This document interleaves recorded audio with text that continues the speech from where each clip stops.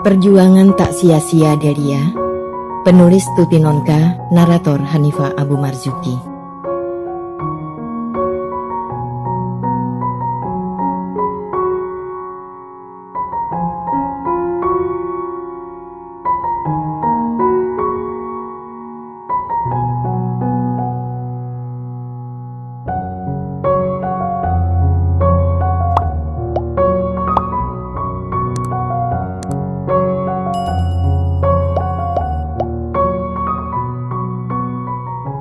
Semuanya berubah dengan cepat. Sejak menemukan cinta Delia, boleh dikata Rizal tak pernah lagi menemui Nanin. Hanya 3 kali mereka bertemu sejak malam yang selalu disesali Rizal itu. Sekali Rizal datang ke rumah Nanin kira-kira 1 bulan setelah malam naas itu. Dia merasa tidak enak hati kalau lantas begitu saja menghilang. 2 kali kemudian mereka bertemu di toko buku dan kantor pos. Pertemuan di kantor pos itu adalah kali yang terakhir terjadi kira-kira 1 bulan lewat. Bukan sekali 2 Nanin berusaha menjumpai Rizal. Berkali-kali. Baik dengan surat, datang ke rumah, bahkan menelpon ke kantor, dan selalu meninggalkan pesan agar Rizal datang ke rumahnya. Rizal menerima pesan-pesan itu, tapi tak pernah memenuhinya. Bahkan kepada orang di rumah, dipesannya agar mengatakan dia tidak ada kalau Nanin datang mencari. Rizal takut menghadapi Nanin, bukan karena apa-apa, hanya karena dia tahu Nanin tidak akan ragu-ragu berbuat nekat untuk mencapai maksudnya. Itu sudah dibuktikannya malam beberapa bulan yang lalu. Rizal mempunyai firasat. Nanin akan menjadi penghalang bagi jalan yang dirintis bersama Delia.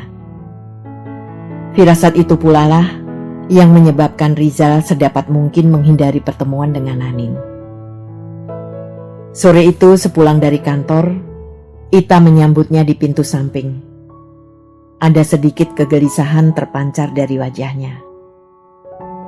Nanin menunggu kau di depan, bisiknya perlahan. Rizal mengangkat wajahnya. Sejenak urat-urat wajahnya menegang. Dengan sorot mata penuh penyesalan, dia memandang kakaknya. Sudah kukatakan kau tidak ada. Tapi dia berkeras mau menunggu. Aku kan tidak mungkin menyuruhnya pulang. Ita cepat-cepat membela diri. Sudahlah. Temui saja. Rizal menghempaskan napasnya dengan keras. Baik, sahutnya tandas. Setelah memasukkan Vespanya dan menaruh map di kamar, tanpa mencopot sepatu, dia segera keluar lagi untuk menemui Nanin. Mandilah dulu, Zal. Tubuh yang capek dan panas membuat hati dan pikiran ikut panas, kata Ita melihat Rizal mau menemui Nanin. Rizal menggeleng. Tak usah, biar ku selesaikan dulu tamu itu. Ita mengangkat bahu sambil terus memandangi langkah Rizal keluar ke kamar tamu. Nanin tahu Rizal sudah pulang, dan dia sudah mempersiapkan diri dengan sebaik-baiknya. Diaturnya sikap duduknya pada posisi yang anggun dan manis. Dibenainya rambut dan pakaiannya, sehingga semuanya tampak rapi dan enak dipandang. Begitu muncul di kamar tamu, disambutnya Rizal dengan senyum cerah. Maaf, aku mengganggu, katanya dengan lembut. Aku tidak buru-buru, Zal. Istirahatlah dulu. Kau tentu masih capek. Kalau tahu aku capek dari kerja, mengapa memaksa menunggu? Ujar Rizal dalam hati. Tapi Rizal amat sukar menunjukkan muka masam kepada orang lain, apalagi tamunya, sekalipun hatinya gemuruh oleh kejengkelan. Tak apa, jawabnya dengan senyum. Lama nunggu? Belum. Rizal mengambil tempat duduk di depan tamunya. Nanin terus-menerus menatapnya, seperti baru sekali itu melihat Rizal. Mandilah dulu, Zal, supaya enak kita ngomong-ngomong nanti. Kau tampak kegerahan betul. Sekali lagi Nanin membujuk. Bukannya terbujuk, Rizal bahkan semakin tidak senang. Dia sungguh tidak rela Nanin mengaturnya seperti anak kecil.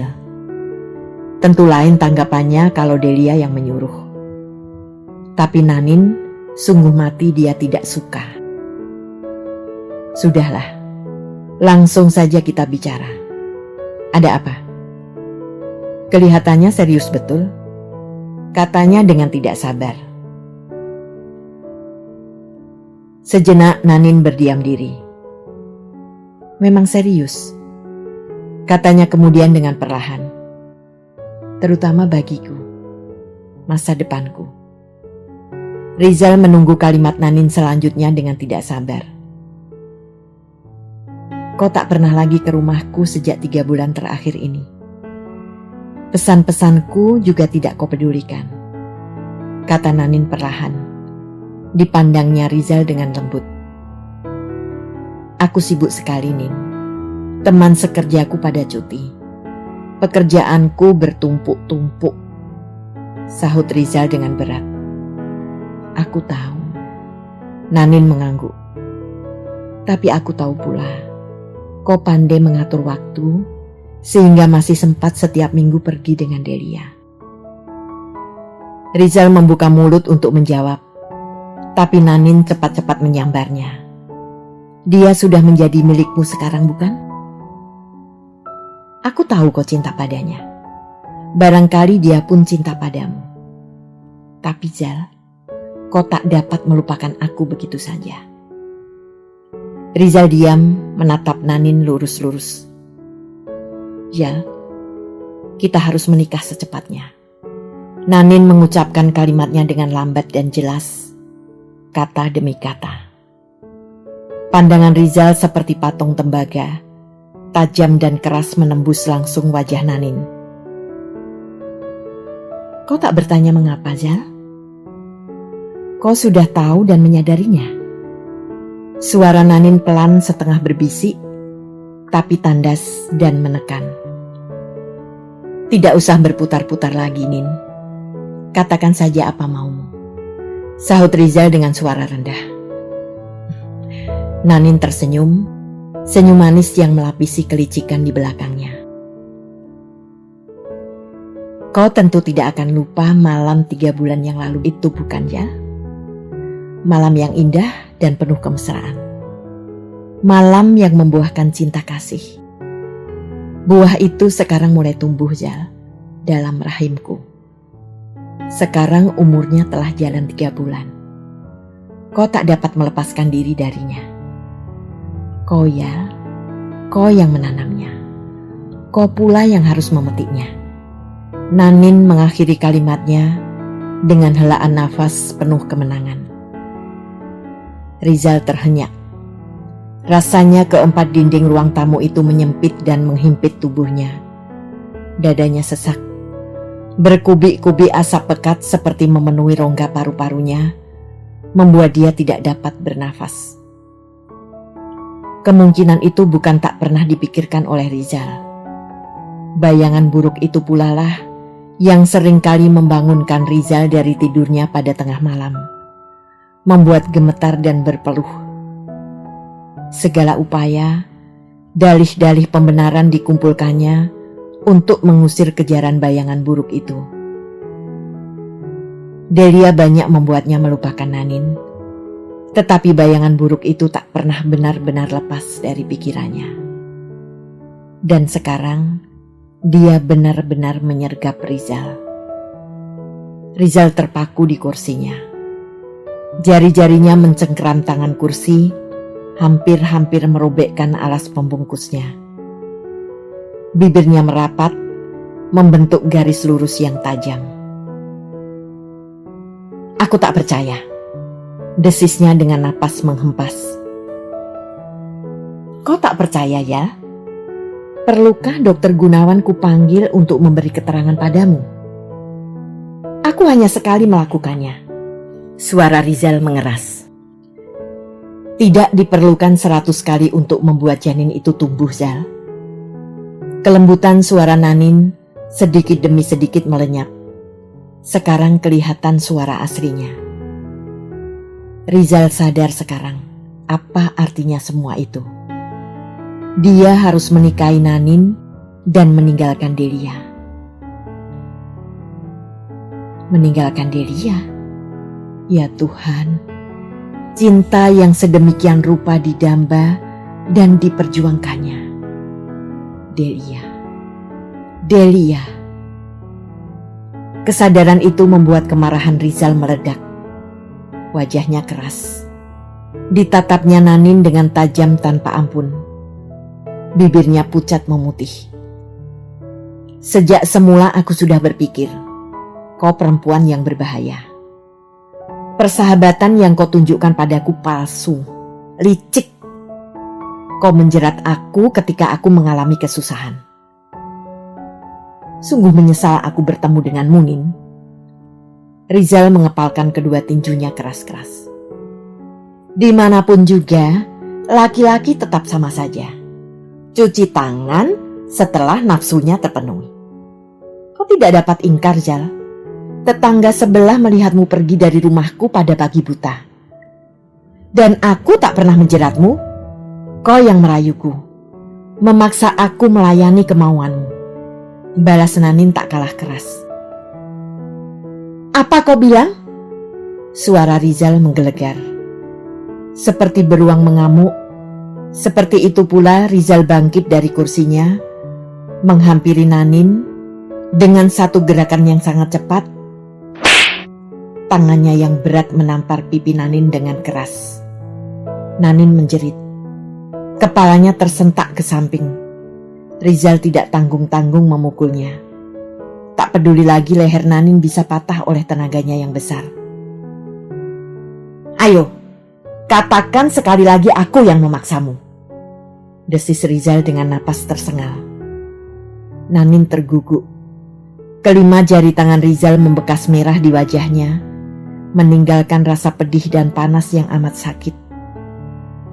Nanin sungguh tidak menyangka Rizal akan memukulnya, maka dia kurang hati-hati menjaga kata-katanya.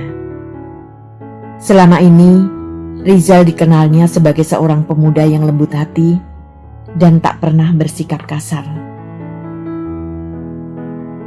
Tetapi rupanya, sekali ini kemarahan Rizal benar-benar tak tertahankan. Nanin memegangi pipinya dengan telapak tangan, menangis terisak-isak. Ita yang mendengar keributan itu berlari-lari mendatangi ruang tamu. Zal, ada apa? Serunya gugup. Ita tertegun memandangi dua orang di depannya. Rizal berdiri tegak dengan wajah merah padam, urat-urat menonjol tegang pada leher dan pergelangan tangannya yang mengepal. Nanin terkulai di kursi, memegangi pipinya dengan air mata bercucuran. Rizal membisu. Hanya deru nafasnya yang terdengar gemuruh seperti kapal api. Ita mengalihkan pandangannya kepada Nanin. Dengan segera, hati wanitanya tersentuh melihat Nanin menangis dengan rupa begitu malang. Apalagi ketika dilihatnya bekas merah di pipi gadis itu. Tak bisa tidak, pasti Rizal yang memukulnya. Begitu saja Ita lantas menumpahkan simpatinya pada Nanin. Ya, karena merasa sama-sama wanita. Dengan lembut, disentuhnya bahu Nanin. Ada apa, Nin? Kalian bertengkar ya? Tanyanya dengan lembut. Nanin membiarkan isaknya berlanjut sebelum akhirnya menjawab.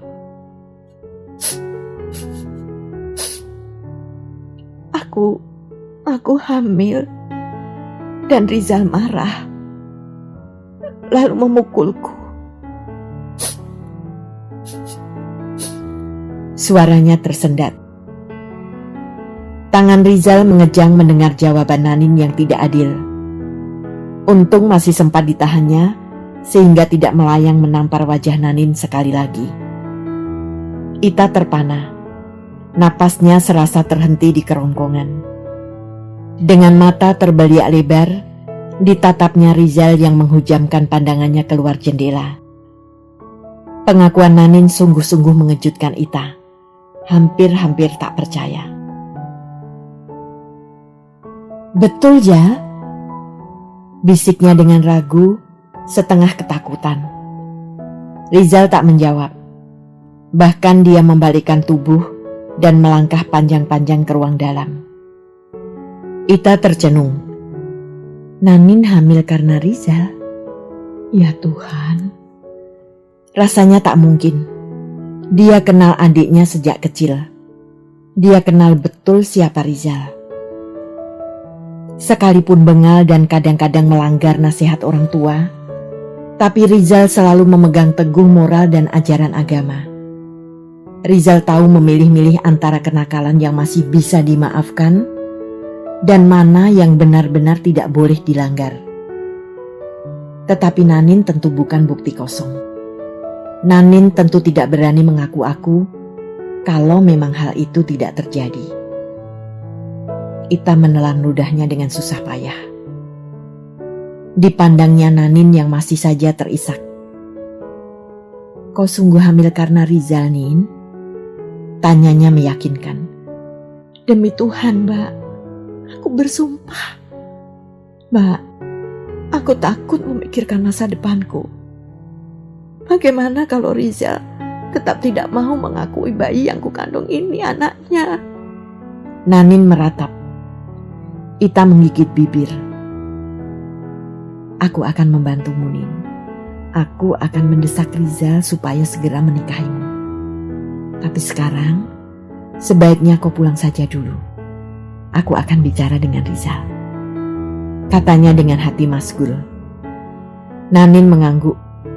Dihapusnya sisa-sisa air matanya. Ita mengantarnya sampai ke pintu, menutup daun pintu dengan perlahan di belakang punggung Nanin. Ita berjalan lambat-lambat ke ruang dalam. Pikirannya kacau. Hatinya sedih, kecewa, marah dan masgul. Terus terang diakuinya dia tidak begitu menyukai Nanin. Apalagi hubungan Rizal dan Delia sudah tidak menjadi rahasia lagi bagi mereka, keluarga Delia maupun keluarga Rizal. Sudah barang tentu Ita 1000 kali lebih senang Rizal menikah dengan Delia daripada dengan Nanin. Delia dikenalnya dengan baik. Apalagi Delia adalah adik suaminya. Ditemukannya Rizal duduk membeku di kamar tengah. Ita terhenti, berdiri di depan adiknya yang diam seperti tonggak kayu. 1000 kalimat terasa berdesakan dalam dada Ita, tapi menemui kesulitan untuk menemukan jalan keluar. "Zal," suaranya keluar dengan tekanan berat. Rizal mengangkat matanya sedikit. "Aku tak mengira kau akan berbuat seperti ini. 6 tahun berpisah dari keluarga, ternyata telah membuatmu sangat berubah. Aku tak mengenalmu lagi. Aku tak lagi mengenalmu sebagai adikku." Sesuatu terasa menghempas dada Rizal dengan keras. "Aku tak lagi mengenalmu sebagai adikku," kata Ita. Apakah itu berarti Ita tak mau mengakui dia sebagai adiknya lagi? "Nasibmu memang sial, Zal," gumamnya dalam hati. "Bagian untukmu selalu saja di lubang-lubang dan kubangan." "Zal, kalau hubunganmu sudah sebegitu jauh dengan Nanin, mengapa kau masih juga mendekati Delia? Tidak tahukah kau bahwa perbuatanmu itu akan menghancurkan hati Delia?" "Aku marah, Zal. Aku marah sekali. Delia gadis yang baik. Terlebih lagi, dia adik Mas Yuda. Tidakkah kau berpikir bagaimana perasaan Mas Yuda kalau Delia sampai sedih berlarut-larut? Bagaimana pula aku? Zal, jawab." Rizal menatap kakaknya dengan hati tersayat. Ita tidak tahu. Tentu saja tidak tahu bagaimana hatinya sendiri terasa hancur luluh menghadapi kenyataan yang tiba-tiba ini. Aku mencintai Delia, Mbak. Sungguh mati aku mencintai dia. Desisnya dengan suara orang kesakitan. Dan seperti ini yang kau berikan kepadanya ya. Aku jadi benar-benar ngeri. Jangan-jangan Delia sudah pula kau hamil. Rizal meloncat dari kursinya. Dicengkramnya kedua belah lengan Ita, digoncang-goncangkannya dengan keras. Wajahnya merah padam, rahangnya mengeras, membayangkan gigi yang beradu dengan sekuat tenaga. Jangan sampai aku memukulmu pula, Mbak. Desisnya penuh tekanan. Ita ketakutan melihat mata Rizal yang berkilat-kilat penuh kemarahan. Seumur hidupnya, baru sekali itulah dia melihat Rizal sedemikian marah. Rizal tak pernah membentak orang kalau tidak sangat terpaksa, apalagi sampai memukul. Rizal berdesah, melepaskan cengkeramannya pada lengan Ita dan melangkah ke kamarnya dengan gontai. Dengan jelas telinga Ita menangkap kunci pintu diputar 2 kali. Ita menjatuhkan dirinya ke kursi. Sejenak dia tidak tahu apa yang harus dikerjakannya. Sampai akhirnya terlonjak bangun mendengar tangis Astrid dari kamar. Rizal menelungkup di tempat tidurnya. Tak bergerak, tak bersuara. Pakaian kerja masih lekat di tubuhnya, begitu pula sepatu. Rizal memejamkan matanya rapat-rapat, tapi bayangan Delia masih saja hadir di depannya. Delia memandangnya dengan sayu. Air matanya berlinangan di matanya yang bening. Rizal merasa dadanya terhimpit gunung batu. Sesak. Kamar itu sudah menjadi gelap, seperti juga gelap di luar. Tapi Rizal masih saja menelungkup di atas tempat tidurnya. Masih saja tak bergerak atau bersuara ketika Ita mengetuk pintu kamarnya, menyuruhnya makan. Malam itu menjadi malam yang paling kelam dalam hidup pernikahan Ita dengan Yuda.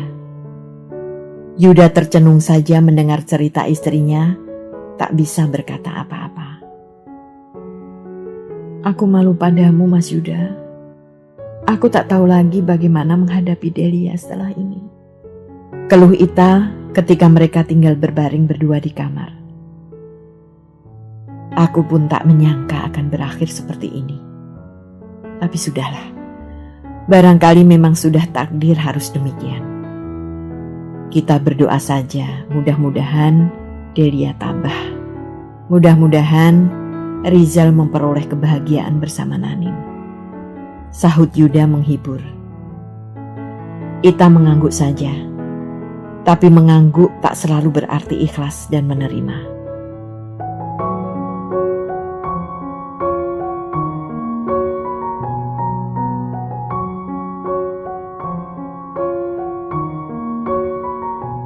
Terima kasih telah menikmati cerita ini. Tuliskan saran atau komentar di bawah untuk memperbaiki channel ini. Jangan lupa tekan tombol subscribe, like, and share.